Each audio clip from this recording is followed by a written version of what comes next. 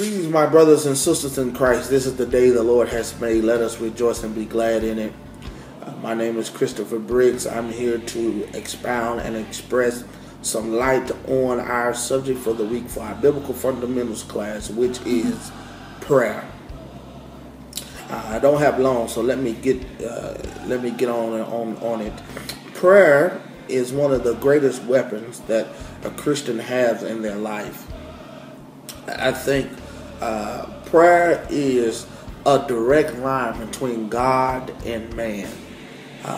One of the type of prayers that I like to pray is the prayer of healing. And why is that? Because when I was young, the doctor diagnosed me with having seizures, and I didn't know what was going on. My parents did not know what was going on.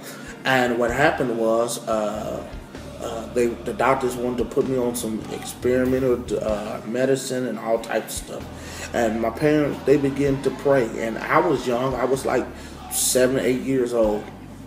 And I stayed up one night about 3 o'clock in the morning. Benny Hinn came on the television.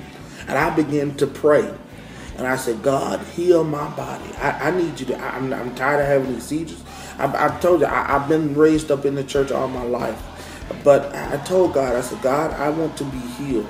And ever since that day, God has healed my body. I've had some episodes that they thought were seizures, but it wasn't. And I believed at a young age. In other words, what I'm saying to you is that you have to believe. Now, let me back up and tell you this. With prayer being the direct line from God and man, what happens is this. God, we talk to God, but are we allowing God to talk to us? Okay? Are we allowing God to download his answer or his mind or his thoughts within us? Okay? What happened is we are quick to tell God what we want, or tell God this is what I need, or God, this is what's going to happen, and I need you to do this. But are we quick to stop and listen to the voice of God? Okay? You got to stop and listen to the voice of God. People are quick to say that God, he didn't answer my prayer. Yeah, he answered it. But it's two things. Did you stay there long enough to hear him? And the second thing it might be is, he didn't give you the answer that you want. He gave you the answer that you needed. Yeah. I think that's the problem with the church today. God is not giving us the answer that we want. He's giving us what we need. And what we want all the time is not what we need. Okay? So there has to be a time when you just listen to God and hear his voice. Now, not all the time is God going to speak through you directly, but he's going to use certain situations, certain circumstances, certain people, certain of different events in your life to speak to you. And you can't be so blindfolded that you do not pay attention to what God is saying to you. All right? Now let me move on to the next phase of this. One of the things that we fail in as Christians and in our prayer life is we can pray, but there has to be some type of belief or some type of faith. All right? Some type of faith in our lives. Prime example, if I buy my wife a BMW 750 Li, all right, it's nice, beautiful. It's black with the peanut butter interior on the inside, with the wood grain, DVD player, rear camera. I mean, it's fully loaded, and she gets in it. She puts the key in it, but it won't start.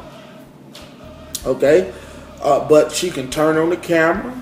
She can turn on the navigation system. She can turn on the seat warmers. I mean, because the battery's in it, but it's not going nowhere. Why? Because there's no gas in the vehicle. In other words, what are you saying? I'm saying is your prayer is not going to go nowhere if it doesn't have any faith with it. All right? You have to put faith in your prayers. Faith in your prayer. What's the saying? Prayer is the key, but faith unlocks the door. All right? You got to put faith with your prayers and know that, God, I'm believing you. What I'm praying to you for, I'm believing you that you're going to do it. All right? You got to have faith in your prayers. But not only do you have to have faith, I'm trying to keep from preaching on this thing because you just don't understand that there's been some times in my life that I know that I knew it was some things that I knew only God can bring me through. And what happens is I had to believe.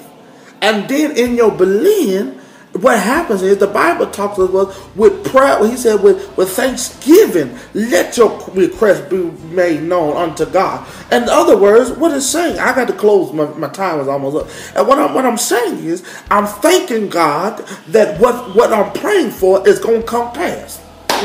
I'm sorry. I'm thanking God that what's about to happen in my life is that I know that He's the same God yesterday, today, and forevermore. So what happened is I'm having faith, but also my faith produced a thanksgiving in the end. I wish, boy, I'm getting happy. I got to get off of here.